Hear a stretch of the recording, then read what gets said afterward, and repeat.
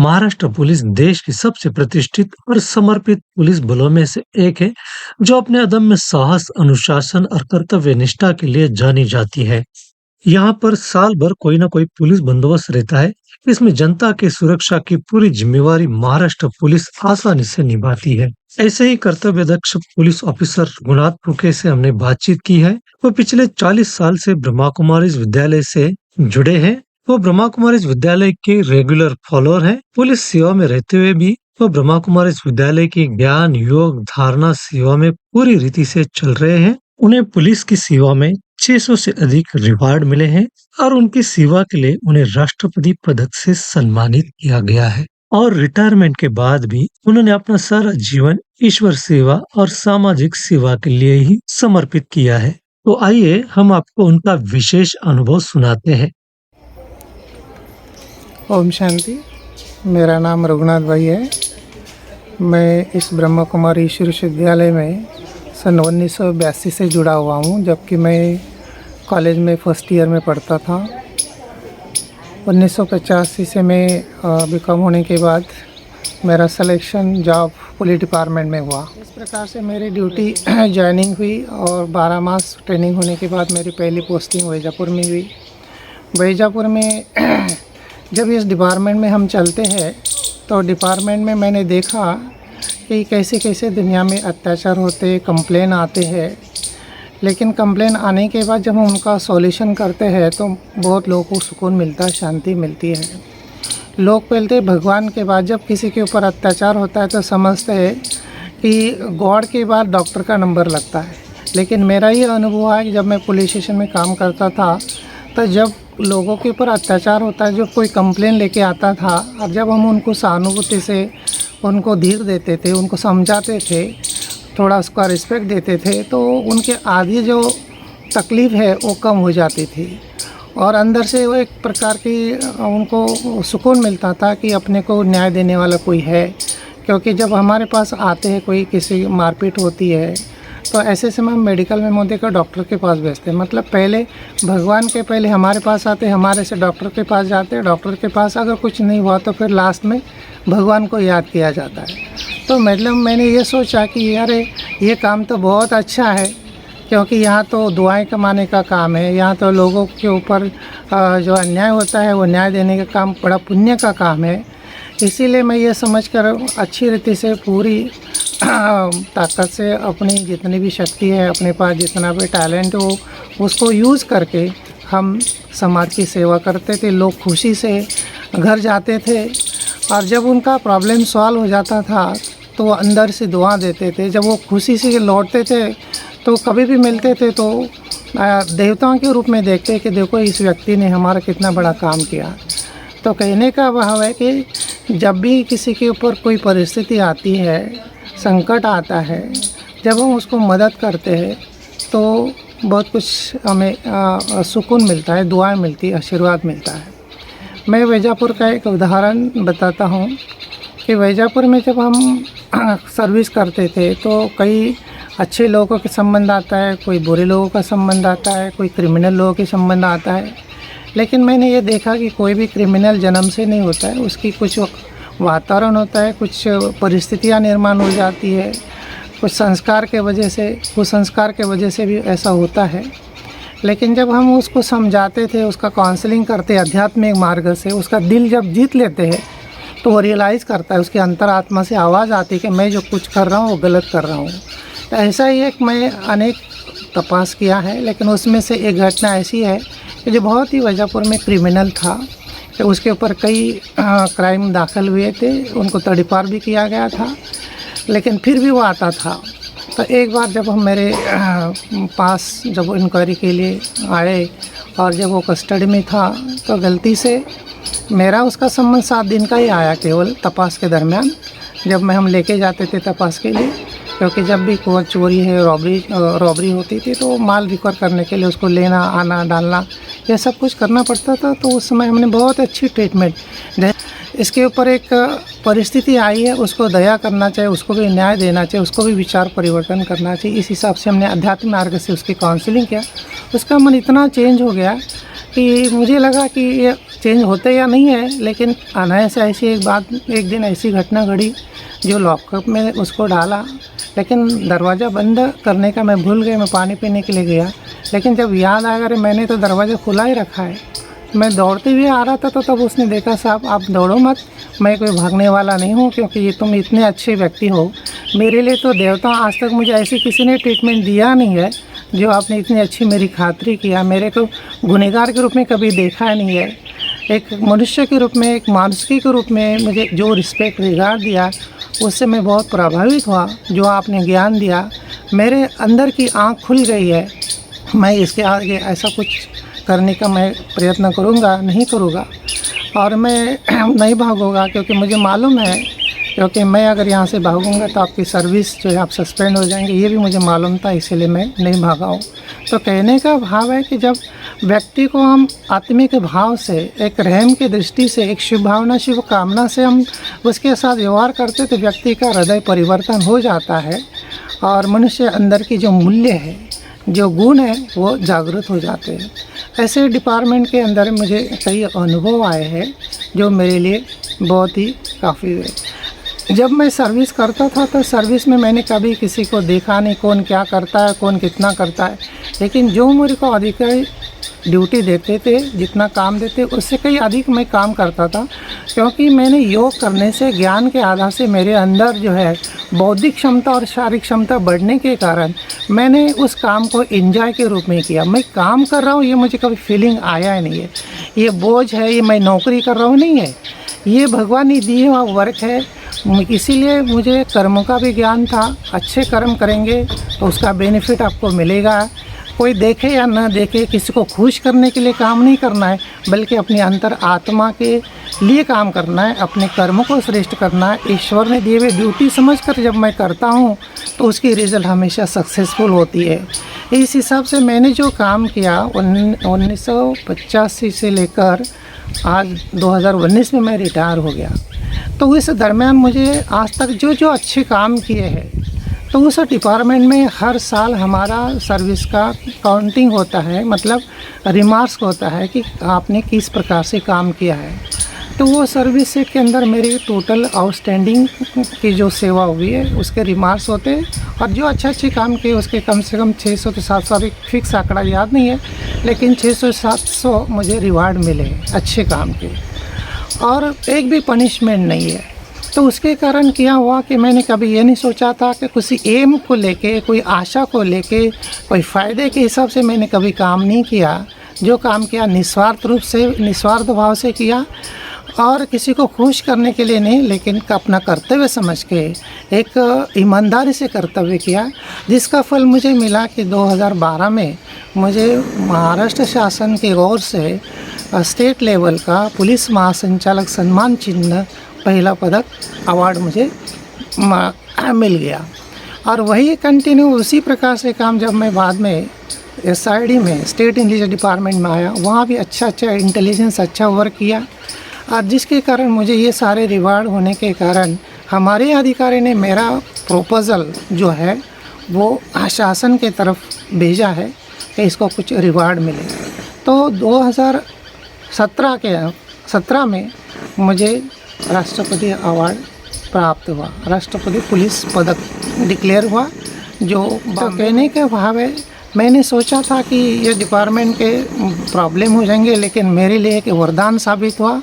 मेरा करियर भी बढ़ गया, और साथ में अनेक लोगों की दुआएं, आशीर्वाद मैंने कमाई, और आज लोग एक अच्छे व्यक्ति के रूप में, इंसान के रूप में, देवताओं के रूप में देखते, और आज कभी भी देखते, 10 साल हो या 20 साल में जब भी मिलते तो नतमस्तक के नमस्कार करते हैं। उनके चेहरे पर खुशी जो दिखाई पड़ती है वो मेरे लिए कमाई है। मार्ग का भी मैं अनुभव बताता हूँ कि आध्यात्मिक मार्ग के अंदर आप चलते हैं तो भगवान भी तुम्हारे साथ काम करता है, भगवान भी तुम्हारे साथ रहता है, भगवान भी तुम्हारे सुख दुख में काम आता है। इसका मुझे प्रैक्टिकल अनुभव आता है।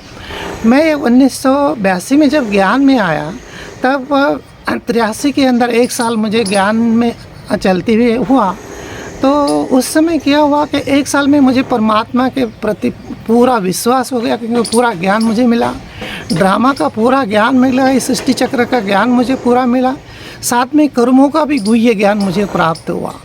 तो कर्मों का ज्ञान, धर्मों का ज्ञान, आत्मा का ज्ञान, परमात्मा का ज्ञान इतना क्लियर हो गया कि मैं समझ गया कि आत्मा अविनाशी अमर है, शरीर 5 तत्वों से बना हुआ है। ये मुझे पार्ट प्ले करने के लिए मिला है। जन्म मृत्यु तो शरीर का होता है, आत्मा का तो कोई जन्म मृत्यु है ही नहीं है। ये भगवान ने मुझे पाठ पढ़ने के लिए इस सृष्टि पर भेजा है। तो हुआ क्या, 83 के अंदर हमारे ब्रह्मा कुमारी विश्वविद्यालय की ओर से शाहगंज के अंदर हमने गणपति उत्सव के दरमियान जो चैतन्य झांकियाँ रखते हैं अलग अलग मंडल, तो हमारे ब्रह्मा कुमारी की ओर से भी हमने 9 चैतन्य देवी की चैतन्य झांकी का प्रोग्राम रखा था। उसके लिए हमने एक मंडप बनाया था। वो मंडप पूरा बाम्बू से, बाम्बू नहीं वो लोखंडी पाइप के से बना हुआ वो मंडप था। और उस मंडप को फिर वायरिंग, कुछ लाइटिंग किया हुआ था। और लाइटिंग करने की वजह से पूरी हमारी तैयार हुई, देवियों को सजाया गया। अभी वो ओपनिंग करना बाकी है और ऊपर सिर्फ बैनर लगाना बाकी था। इसीलिए मैं ऊपर बैनर बांधने के लिए गया। वो 15 फुट ऊपर था, अंधेरा का टाइम था। नीचे सब हमारे 10-15 भाई और दीदी मंडप के अंदर खड़े थे और मैं केवल बाहर ऊपर बांधने के लिए गया। लेकिन बांधने के लिए मैंने बांधा तो सही है, लेकिन उतरते ही टाइम क्या हुआ, वो मंडप थोड़ा हिल गया और मेरा दूसरा हाथ पाइप को और एक हाथ मेरे बाजू के बिल्डिंग में जहाँ पर काम होता था वहाँ पर एक पिलर थे और जो लोखंडी गज थे। जैसे मैंने उसको स्पर्श किया तो आर्थिंग मेरे टच हो गई। जैसा आर्थिंग मेरे करंट और आर्थिंग दोनों सप्लाई एक हुआ तो मैं वहाँ चिपक गया। जैसा मैं चिपक गया तो एक पैर हमको खंभे पर, दूसरा पैर नीचे लटक रहा था और मैं कुछ आवाज़ भी नहीं करता था, किसको बुला भी नहीं सकता था। लेकिन कुछ फिर मैंने जब देखा कि अब मेरा अभी अंतिम वक्त आया है, मेरा ये भगवान शायद ये ड्रामा मुझे पूरा ज्ञान था और मुझे कुछ डर नहीं लग रहा था। मैं देख रहा हूँ कि मेरी आत्मा अभी शरीर से बाहर निकल रही है और मैं परमधाम में भगवान को देख रहा हूँ। भगवान भी ज्ञान सूर्य परमात्मा ज्योति स्वरूप की तरफ मैं देख रहा हूँ। कह रहा हूँ कि भगवान अब मैं आपके पास आ रहा हूँ, तो शायद आपका ड्रामा इसी यहाँ तक ही होगा, इस समझ कर मैंने थोड़ा विचार किया। लेकिन दूसरा संकल्प मन में आया, भगवान आपके प्रति मेरी बहुत श्रद्धा, बहुत विश्वास है। मेरा विश्वास कभी कम नहीं होगा, लेकिन लोगों का विश्वास कम हो सकता है, क्योंकि लोग बोलेंगे भगवान के कार्य में सहयोग देती हुए इस व्यक्ति की डेथ हो गई तो आपकी बदनामी होगी। तो हो सकता है मेरा ड्रामा जो है वो थोड़ा आप चेंज कर दो और शायद और जगह पे मेरा डेथ हुआ तो चलेगा, शरीर छोड़ेगा तो चलेगा, लेकिन आपके कार्य करते हुए ऐसा नहीं होना चाहिए। ऐसा संकल्प भगवान के कहा तो भगवान से जैसे परमधाम से भगवान की किरणें, भगवान की किरणें नीचे मंडप पे आई और मंडप में जो अनेक लोग खड़े थे उसमें से जैसी वो किरणें, वासुभाई नाम के एक भाई है और उनके मस्तक पर जाके वो किरण स्थिर हो गई। और जैसे स्थिर हो गई तो वो वासुदेव भाई जो है, वासु भाई, वो मंडप के बाहर आ गए और देखा तो मेरे तरफ देखा तो मैं लटका हुआ, एक पैर लटक रहा था हवा के अंदर और दूसरा पैर दोनों हाथ से पकड़ा हुआ और एक पैर खंबे पे खड़ा था। उनको लगा कि शायद इसको आधार देने के लिए कुछ नहीं, इसलिए वो आवाज़ दे रहा था, लेकिन मैं सुन नहीं पा रहा था और सुन भी रहा था तो उसको रिप्लाई नहीं दे पा रहा था। लेकिन उसको लगा कि इसको आधार देंगे ऊपर चढ़ के तो ये नीचे आ जाएगा। तो जैसा वो ऊपर चढ़ने लगा तो एक पाइप चढ़ा, दूसरा पाइप चढ़ता ही वो हिल गया। जैसा मंडप हिल गया तो जो मंडप के अंदर पाइप के साथ जो वायरिंग किया था तो कहीं तो भी वो लीकेज था और लीकेज होने के कारण वो जो पाइप को टच होने के कारण मेरे अंदर वो सप्लाई आ गया और जैसा मंडप हिल गया तो डिस्कनेक्ट हो गया। जैसा डिस्कनेक्ट हो गया मैं 15 फुट से नीचे गिर गया और 15 फुट नीचे गिर गया तो जहाँ पर गिरा मैं वहाँ पर कई बड़े बड़े पत्थर थे, क्योंकि बाजू में बिल्डिंग का बांधकाम चालू था। तो 15 फुट से नीचे ऊपर गिरने के बाद भी मेरा कोई फ्रैक्चर हुआ नहीं, मेरे को कुछ लगा नहीं है और सीधा, लेकिन मेरे अंदर जैसे कि बहुत अंगार हो रही थी पूरे शरीर, तल में से लेकर सिर तक। जब देखा गया तो मेरे जैसा काफरा हो रहा था, अंदर अंगार हो रही थी, जैसे कि हज़ारों लाखों सुइयां मेरे अंदर चुभ रही थी। तो हमारे चिमन भाई ने मुझे रिक्शा में डालकर घाटी गवर्नमेंट का हॉस्पिटल में ले गए। वहाँ मेरे 8 दिन ट्रीटमेंट हो गई और फिर हमारे शीला दीदी ने फिर मेरी खातिरी करके मेरा भोजन वो सारा व्यवस्था की। कहने का भाव यह है कि देखो, जब हम कुछ अच्छा कार्य करते हैं तो भगवान भी हमें ज़रूर मदद करता है, लेकिन विश्वास कभी भगवान से कम नहीं होना चाहिए। तो ऐसे ही करते करते मेरा ये और एक लास्ट का मैं आपको अनुभव सुनाता हूँ। जब मैंने एक बात कही थी कि भगवान मेरा जो डेथ है, शरीर छोड़ने का जो अवधि है, वो थोड़ा सा अलग स्थान पर कर दो, तो हुआ ऐसा कि मेरी निर्विघ्न सर्विस 33 साल हुई। 33 साल के बाद सन 2018 में वो एक घटना मेरे सामने आ गई।